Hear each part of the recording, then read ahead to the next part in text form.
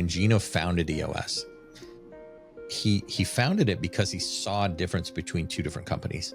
He saw the 95% of us who were working our tails off. We weren't really that profitable. We were sort of spinning our wheels, and we weren't really making progress. We didn't have a lot of balance in our lives. And then he noticed there's 1 out of 20, there's 5% that were also working their tails off, because that's what we do. We're entrepreneurial. That's kind of normal. But they had some semblance of balance in their life, and they were growing and they were profitable. The difference between those two companies, he said, were the 5%, they actually solve their problems on a regular basis, and they get to move on to a new set of problems. While the 95% of us, we're stuck solving the same problems over and over and over again in the worst case of business deja vu ever. And so I will tell you, as you get bigger, you will have different sets of problems, but the issues never go away. There's always an opportunity or an obstacle or a challenge or a struggle that we have to go through, no matter your size. You just got to get really good at solving them so you can move on to the next better problem. Hey, what's going on, everybody, and welcome to Season 4 of Legacy's Journey, where we talk about creating what outlives you.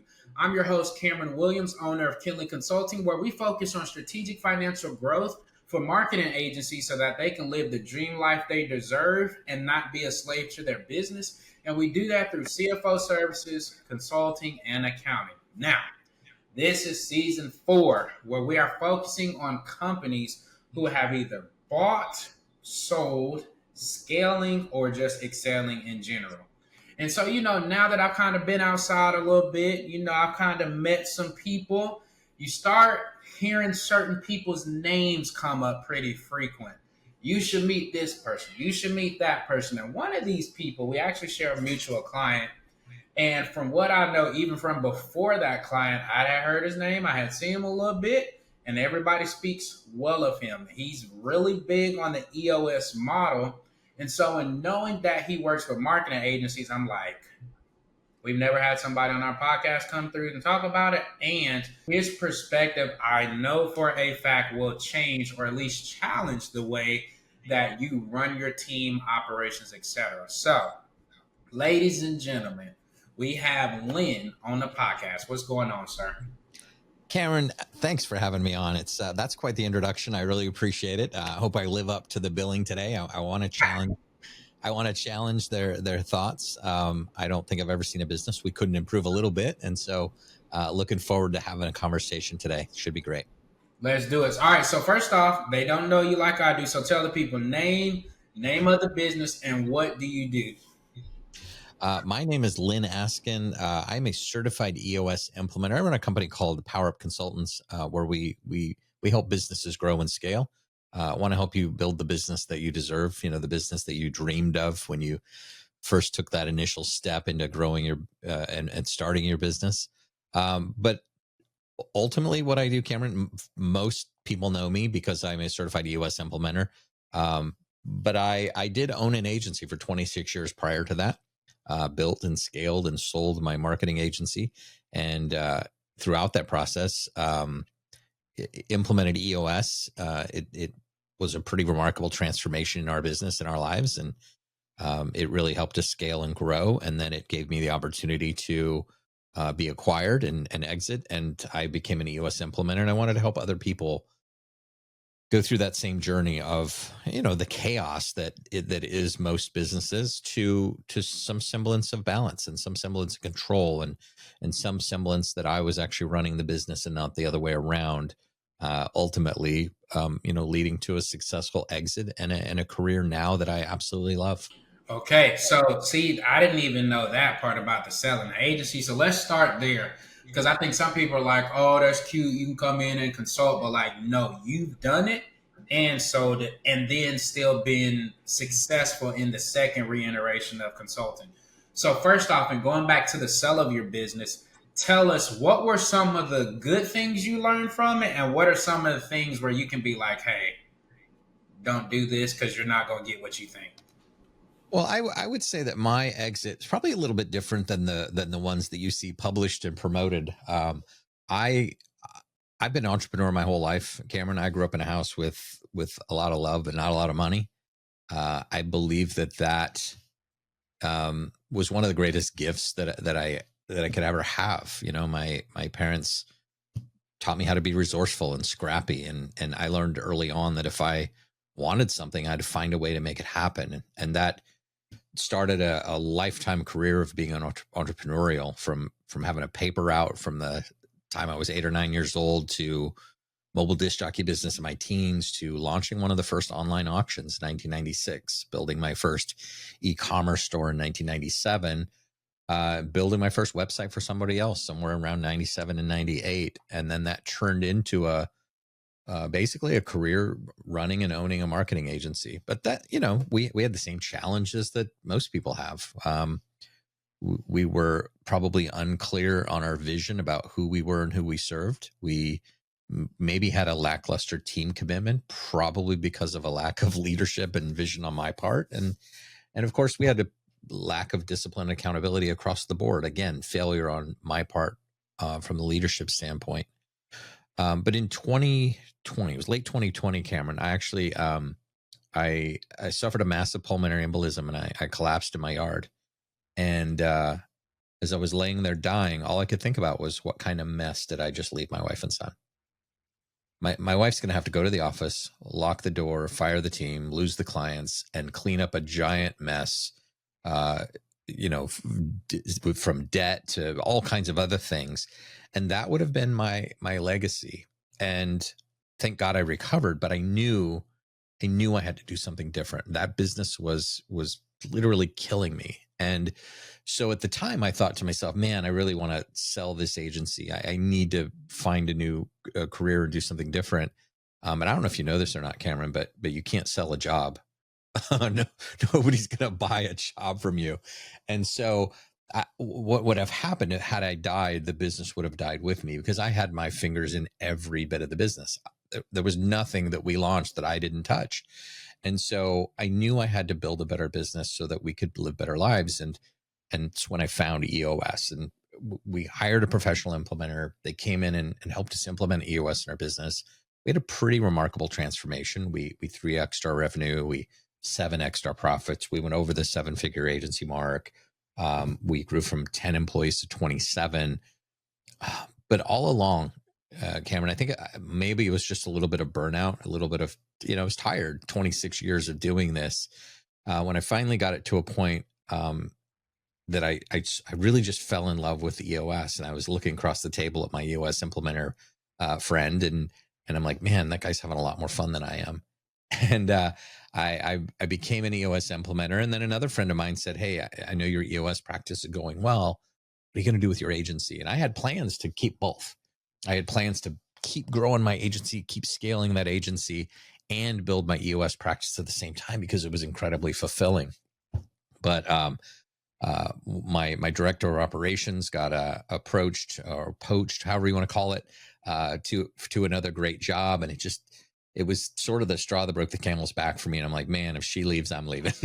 And so I made a great deal with a friend.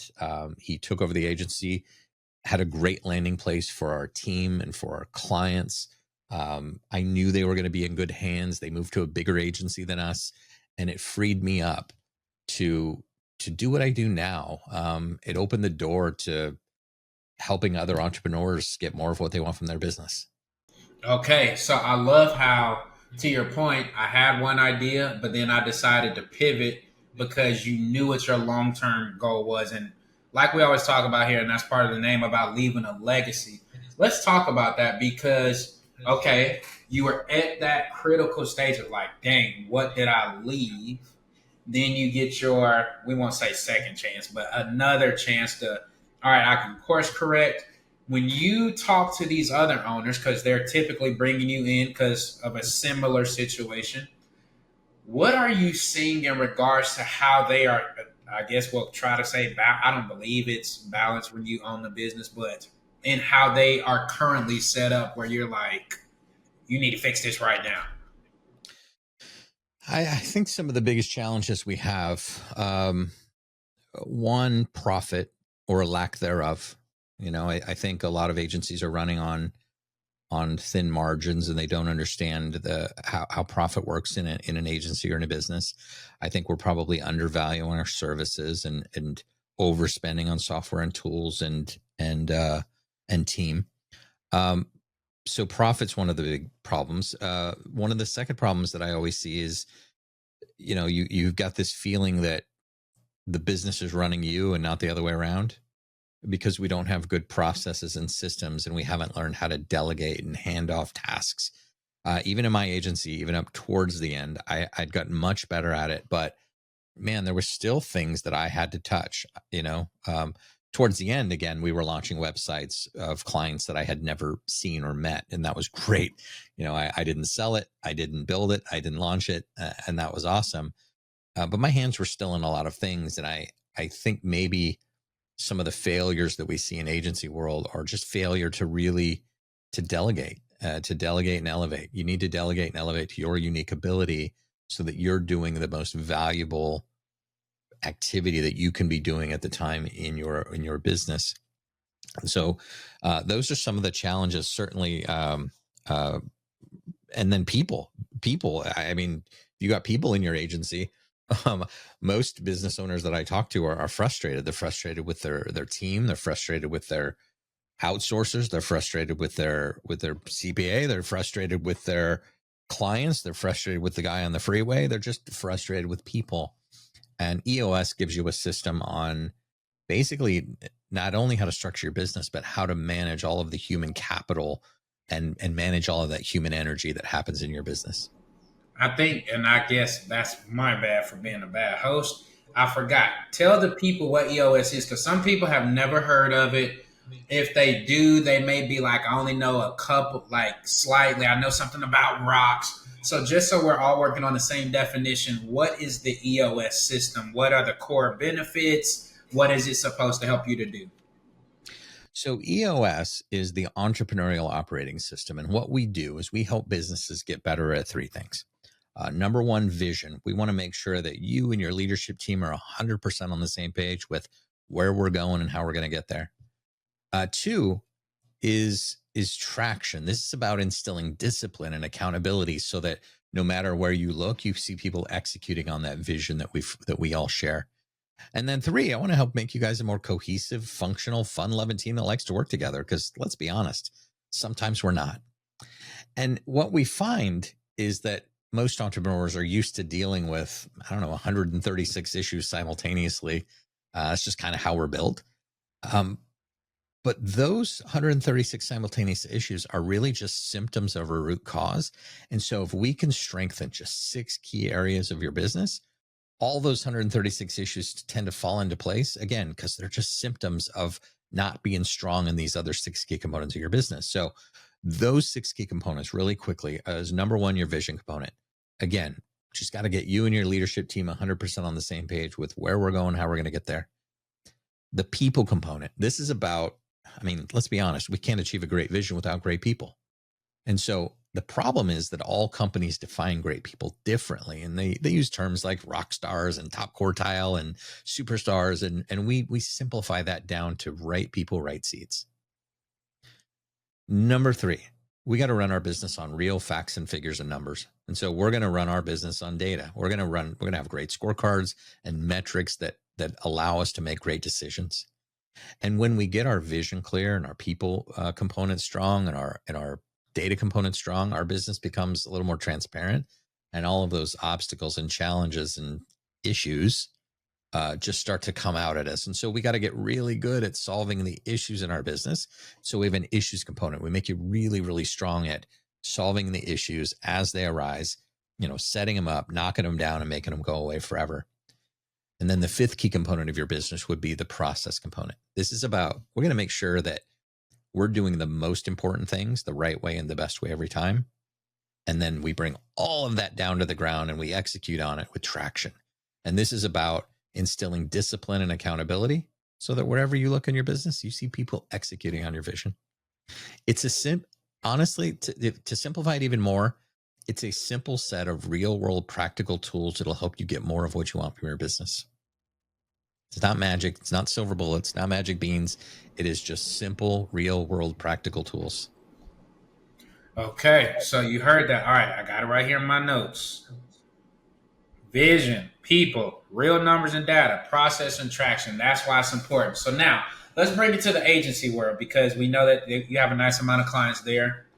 Top three issues that before that, let me not even say before they get to you, that you struggle helping them to change.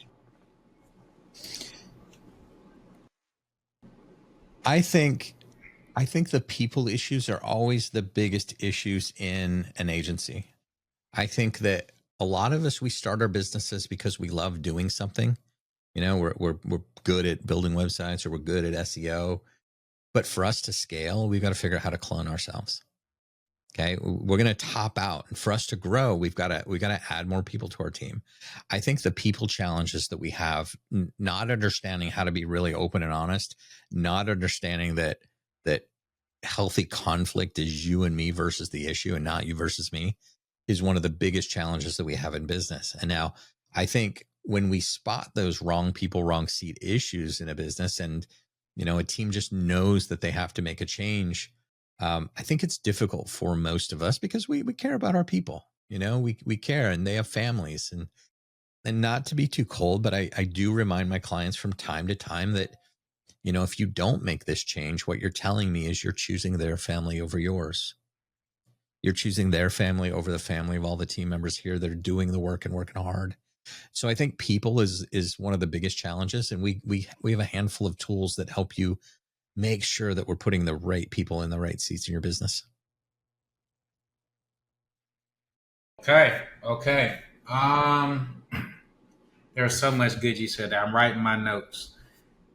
People how to have healthy conflict and who is in the right. Let's talk about the right seats because the deeper I get into studying ops just to be better, a lot of people don't even understand what that means, right?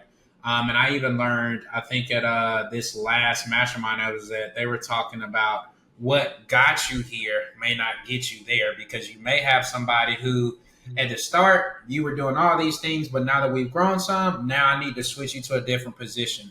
So talk with us through like what does that look like in getting people in the right seats, how to navigate that as you're going from I was making 20 grand a month to now I'm at 70.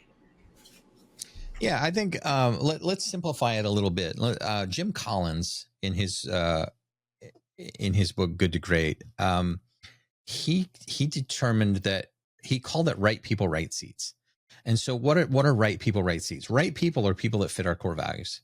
These are people that we love, people that we want to be around, and they exhibit the I don't know the qualities or the activities or the sort of the describe um, the kind of people we want to be around, the things that we admire as traits. Those are right people. Right seats are people who are good at their job.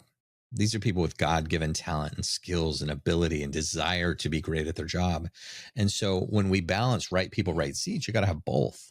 You can't just have you can't just keep somebody around because we love them. They also have to be great at their job. But there's also an opportunity there. Somebody could be great at their job, but they could be chipping away at us in ways that we can't even see because they're just not a right culture fit.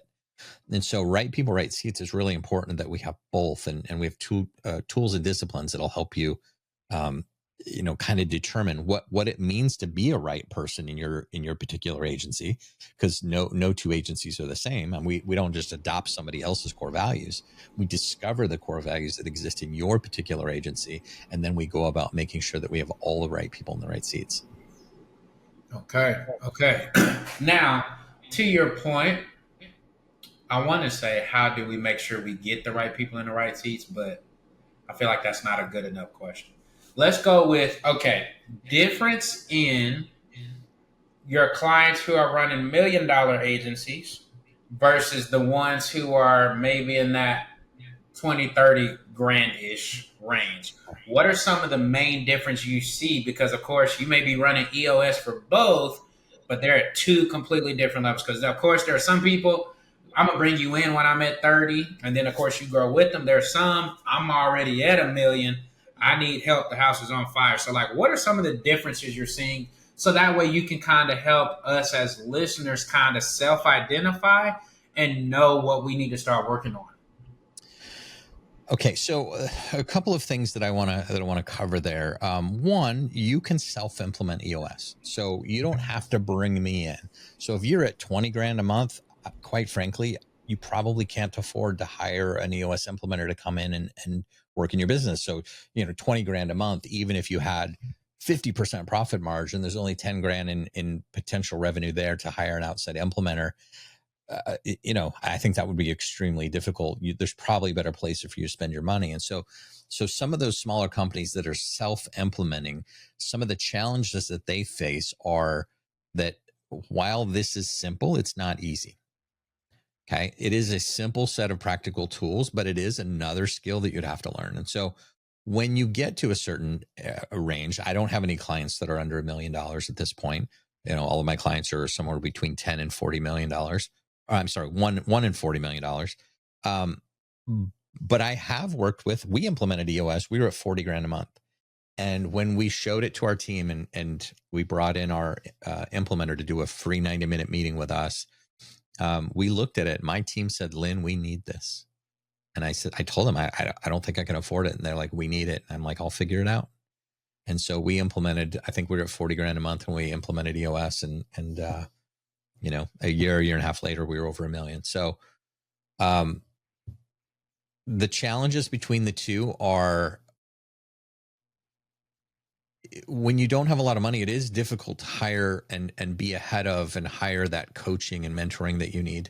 And there are various ranges of EOS implementer. You may get somebody that's relatively new to EOS, kind of on a lower, maybe that costs you 20 grand a year for an EOS implementer, and you may get somebody in my range that's been doing it a few years and has a couple hundred sessions under his belt, and we're closer to 35 grand a year. And so, in the grand scheme of things, that may not be a lot of money, but it is hard when you're smaller to write that check, even though I know that that's 1,000% worth it. Okay. What are some of the things that the seven-figure companies do that maybe would be a good target for the 40 to 50K company to do? Because as you're seeing, like, okay, hey, they struggle with bringing rocks to pass, or they keep the same rock until it's complete, versus my smaller ones, they may struggle with doing their rocks or even naming rocks. I guess we need to tell people what rocks are, though. I Yeah. forgot So that part. let's talk about what I think that the bigger agencies do well. One, I think they have the ability, and they're getting better at their ability to delegate. When we hire people to do roles, still the visionary tends to get his fingers down there. But the best agencies are the ones who, they know where their best value is spent, and they know that the visionary should not be touching websites and SEO and those sort of things. They should be building relationships and speaking on stages and solving the big problems and have the big ideas, right?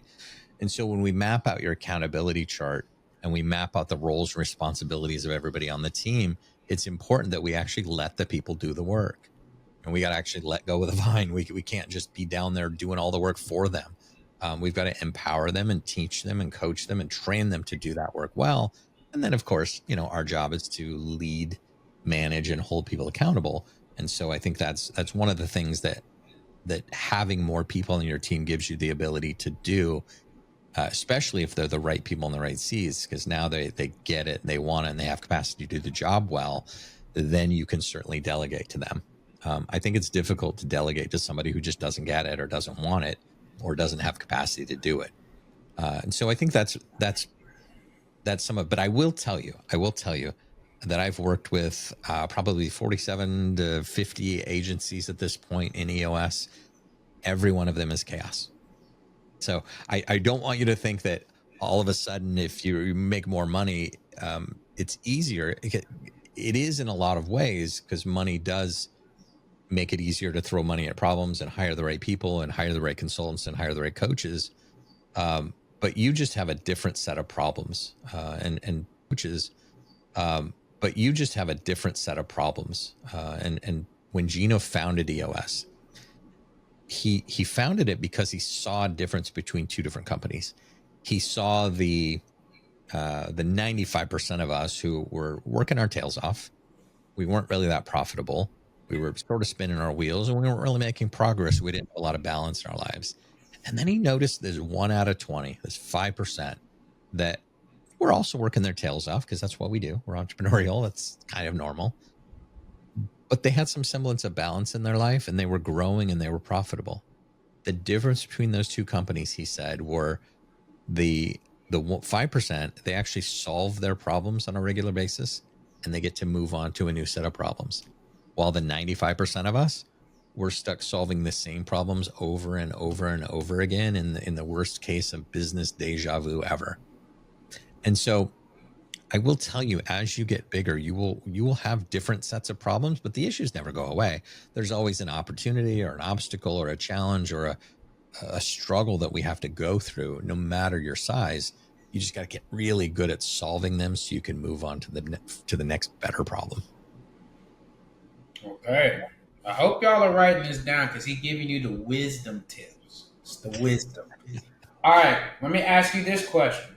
What is something that you believed early on in your business or on the second run that you've completely had to unlearn currently?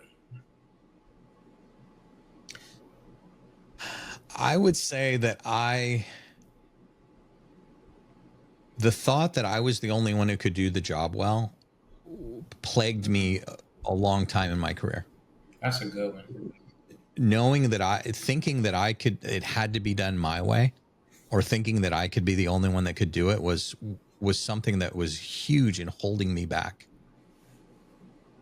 If I'd have just taken the time to systemize that process, train that process, and then make sure that we had a system to hold the people who did those processes to like, hey, are they doing it enough? Are they doing it at the quality level that we want? Are we getting the result we want? Honestly, if you can get somebody to do it 80% as well as you should have handed it off already. Okay. There are certain skills. Again, we talked about this a lot. The highest dollar value activity of your time needs to be spent in the highest dollar value activity of your time. You need to be spending your time doing the highest value dollar activities. Every time that I would touch a WordPress website, I would lower my hourly rate from whatever I was making down to whatever I was paying a WordPress developer. Okay. A significant gap in those rates, but yet I kept doing it. Yet I kept knocking myself down to 10, 15, 20 bucks an hour. So knowing that I don't have to do it all is one of the best skills that I think that you can have. Okay. I like that. All right. Another question. What is one money lesson you had to learn the hard way that you wish somebody would have told you earlier? Like, had somebody just told me this, I could have skipped this whole issue. Well, I think that there's so many of those. I don't think that, we don't learn about money in school. We don't learn how to balance checkbooks. We don't learn how to manage credit. We don't even know what that is. We don't understand credit scores. We don't understand any of that. And you go to college, they'll give you credit cards just because you're a student. I didn't have a job. I got a credit card that I could just spend money on. And then, having to pay that stuff off with no job is complex, and it puts you in a deep hole really young.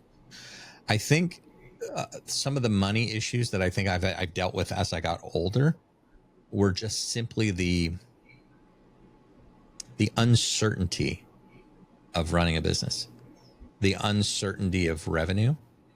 Cameron, you don't know this, and I'm going to be open and honest and vulnerable here, but I'd have a great year and I'd make a bunch of money and I'd owe a bunch of money to the IRS. And then the next year I wouldn't make any money and I didn't have the money to pay the IRS. And so I just kept on this roller coaster of up, down, up, down, up, down, up, down every year for 20 years, ultimately culminating in like $189,000 lien against my home that my wife didn't know about. And so when money got good and we wanted to sell our home and we were trying to buy a new home, all of that had to come out, and we had to sell our home and pay off that lien, and just the work that you do to help people understand taxes and tax code and planning and preparation and putting money away is so valuable to a young entrepreneur. I don't know, I guess I'm proud of the work that you do because I think it's really, really important. Well, thank you. And yeah, to that point, like that's why, like even when we were at 7FA, like I was telling people, like even if it ain't with me, you need to be meeting with your tax person right now because you have the time to make the changes and to plan because you got 4, 5, 6 months to save that money. So that way it's not like I had no idea that I was gonna owe. You just had your best year ever. You just doubled your revenue. How did you not think? But to your point, well, I never made that much money in 1 year before. I didn't. I thought I was spending a lot. I didn't even understand how accounting and the rules work to understand all this stuff. So I think this even goes back to your earlier point about having the right people in the right seats. And as you continue to become more successful, to make sure that you're upgrading the right people with you on that journey as well. So thank you for sharing because that's a real story. And in doing people's taxes, it never fails. Every January, February, March, same thing. Man, my last guy didn't tell me. I had no idea. Now I'm nervous. Cam, are they finna come kick my door down? I'm like, wait, they're not gonna kick your door down. But Your CFO or accountant or CPA or whatever, they have to be a strategic partner. I mean, mine helps me model out scenarios, plan for tax optimization, use tools like the section 179, the Augusta rule, all of those things that we're doing to be smart about how we structure the organization. All of that stuff I'm doing now that I wasn't doing before. Man, if I had just been a little smarter with the money and the taxes and the finances earlier, what a huge setback it was to have to write a check for $189,000 to the IRS at once. Over time, so much of that was penalty and interest. Man, if we'd have just had a little structure in place where that was just getting paid quarterly, it would have been so much less painful. I feel it. All right, y'all. Well, hey, he's busy. He has other people to help. But I know some of you listen to this and were like, I like this guy, a lot of wisdom. He has enough of a perspective to be able to help me, guide me. I need help with that. So tell the people again, name of the business, how they can get in touch with you in case they want to work with you. And for the record, we've shared 2 clients and both of those clients have gone from under 500K to both of them doing over 1 million. So I'm not telling you like I'm just hyping them up because that's cool and nice. I'm telling you, as in having worked with him, them telling me, hey, I just got back from EOS, my quarterly check, like, so I just want to be clear. This ain't somebody that we guessing. He has a very established record, well worth the funds. So if you even one of them things he said hit you, like you at church and you like, oh, ouch, you need to listen because this how you gonna be able to reach out and get in touch with them. Take it over. Yeah, if I'm thinking of the same clients, one of them's certainly over 1 million now, and one of them's approaching 5. And so I think the work that we do in EOS is really, really powerful. It's not me, it's the system. Of course, I bring years of wisdom and things like that to it. But Cameron, I'm happiest. I'm happiest when I'm creating and leading and I'm helping other people win. Entrepreneurship has been the greatest teacher of my life. It's shown me my strengths. It's exposed my weaknesses. It's forced me to grow. It's also taught me that freedom doesn't come from avoiding responsibility. It comes from being aligned in your work with your purpose. And so I love helping people get some semblance of balance in their life, grow their businesses, scale, and build the life that we've actually dreamed of. I know that all of us thought when we started our business that we were going to have all this freedom and all this time and all this money. And for most of us, that just isn't the case. I can help you get that. So my name's Lyn Askin. I'm a certified EOS implementer. I'm really easy to find. You type Lyn Askin in a search box anywhere. I think I'm the only one on the planet. You'll find my LinkedIn, my Facebook, my website, my page on EOS. You send me a message on any one of those platforms, and I'm sure we can put some links in the show notes here. But you can send me an email at lyn.askin@eosworldwide.com. Happy to jump on a quick call with you. We'll take 10, 15 minutes. I'm happy to do a 90-minute call with you. If you're serious about EOS, you want to see if it's a good fit, let's do 90 minutes with me and you and your leadership team. I'll learn about you. You'll learn about me. I'll open up the EOS fire hose and I'll show you all the tools and disciplines that we use to help you get more of what you want for your business. And then I'll show you exactly what it looks like to work with me. And then at that point, you decide if I'm a good fit, let's go. And if I'm not, or if EOS is not a good fit, that's fine. But if maybe it's just me, maybe you're like, man, I don't like that guy. I know hundreds of other implementers that I can introduce you to. I just want you to have a great system, whether it's EOS or something else.